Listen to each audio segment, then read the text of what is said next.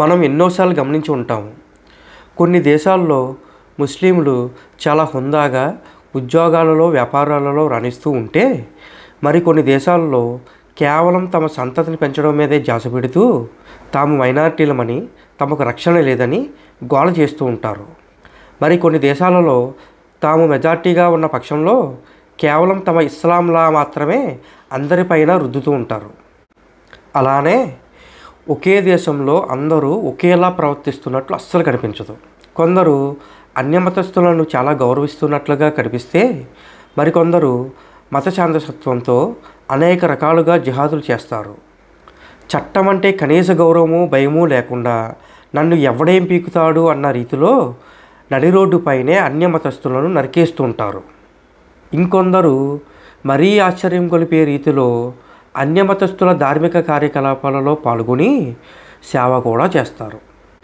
ఇన్ని రకాల ప్రవర్తనల గందరగోళంలో అన్యమతస్థులకు, ముఖ్యంగా హిందువులకు వీళ్ళ ప్రవర్తన ఒక్కొక్కరికి ఒక్కో విధంగా అర్థమవుతూ ఉంటుంది.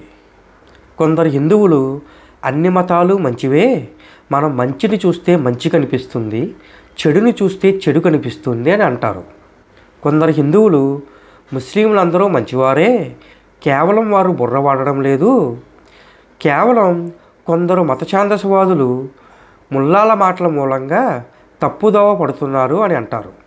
వీళ్ళ మాటలకు సమర్థింపుగా కొందరు ముస్లిములు మత సహనం గురించి, ఓర్పు గురించి కొన్ని ఆయత్తులను వాళ్ళ ఖురాన్ నుండే చూపిస్తారు. మరికొందరు హిందువులైతే దుష్ట బోధనలన్నీ కూడా వాళ్ళ ఖురాన్లోనే ఉన్నాయని అంటారు. ఇంతకీ ఖురాన్లో మత సహనం గురించి, ఓర్పు గురించి ఆయత్తులు ఉన్నాయా? వాటిని ఎంతవరకు పరిగణలోకి తీసుకోవాలి? అసలు జిహాద్ అంటే ఏమిటి? అది హింసాత్మకమా, లేక కొందరు ముస్లింలు సమర్థించుకున్నట్లు అహింసాత్మకమా? అసలు జిహాద్ యొక్క లక్ష్యం ఏమిటి? దానిని ఎవరిపై చేయాలి? ఈ విషయాలన్నిటి గురించి ఈ వీడియోలో చర్చిస్తాను.